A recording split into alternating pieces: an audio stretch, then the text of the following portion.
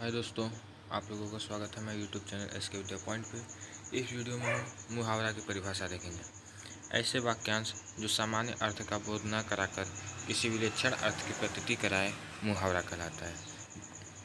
दूसरे शब्दों में, मुहावरा भाषा विशेष में प्रचलित उस अभिव्यक्ति इकाई को कहते हैं जिसका प्रयोग प्रत्यक्षार्थ से अलग ऋण लक्ष्यार्थ के लिए किया जाता है। इसी परिभाषा में मुहावरे के विषय में निम्नलिखित बातें सामने आती हैं। मुहावरों का संबंध भाषा विशेष से होता है, अर्थात हर भाषा की प्रकृति, उसकी संरचना तथा सामाजिक सांस्कृतिक संदर्भों के अनुसार उस भाषा के मुहावरे एवं संरचना का अर्थ ग्रहण करते हैं। मुहावरों का अर्थ उनके प्रत्यक्षार्थ से भिन्न होता है, अर्थात मुहावरों के अर्थ सामान्य उक्तियों से भिन्न होते हैं। इसका तात्पर्य यही है कि सामान्य उक्तियाँ या कथनों की तुलना में मुहावरों के अर्थ विशिष्ट होते हैं। तीसरा, मुहावरों के अर्थ अभिधापरक न होकर लक्षणापरक होते हैं, अर्थात उनके अर्थ लक्षणा शक्ति से निकलते हैं तथा अपने विशिष्ट अर्थ लक्ष्यार्थ से रूढ़ हो जाते हैं। उदाहरण के लिए, कक्षा में प्रथम आने की सूचना पाकर मैं खुशी से फूला न समाया, अर्थात बहुत खुश हो जाना। दूसरा, केवल हवाई किले बनाने से काम नहीं चलता, मेहनत भी करनी चाहिए, अर्थात कल्पना में खोए रहना। इन वाक्यों में खुशी से फूला न समाया और हवाई किले बनाने के वाक्य विशेष अर्थ दे रहे हैं, मतलब कि यहाँ इनके शब्द के अर्थ नहीं मिल पाएंगे।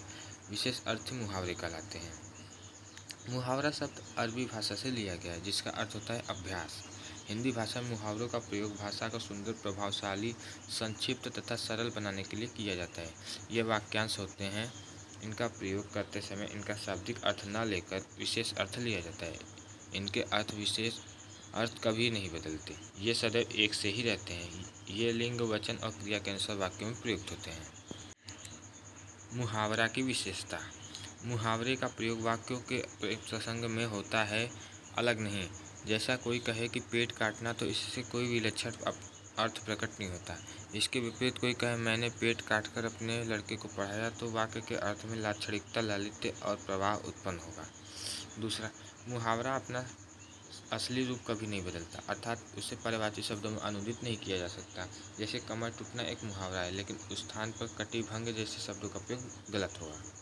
इससे मुहावरे शब्दार्थ नहीं, उसका अवबोधक अर्थ ही ग्रहण किया जा सकता है। जैसा कि खिचड़ी पकाना, ये दोनों शब्द मुहावरे के रूप में प्रयुक्त होंगे, तब इनका शब्दार्थ कोई काम न करेगा, लेकिन वाक्यों में जब इन शब्दों का प्रयोग होगा तो अवबोधक अर्थ गुप्त रूप से सलाह करना। मुहावरे के भेद प्रभेद। मुहावरों के निम्नलिखित आधारों पर वर्गीकृत किया जाता है। पहला, सादृश्य पर आधारित। दूसरा, शारीरिक अंगों पर आधारित। तीसरा, असंभव स्थितियों पर आधारित। चौथा, कथाओं पर आधारित। पांचवा, प्रतीकों पर आधारित। छठवां, घटनाओं पर आधारित। हमारा वीडियो देखने के लिए धन्यवाद। हमारे वीडियो को सब्सक्राइब करें, लाइक करें, शेयर करें।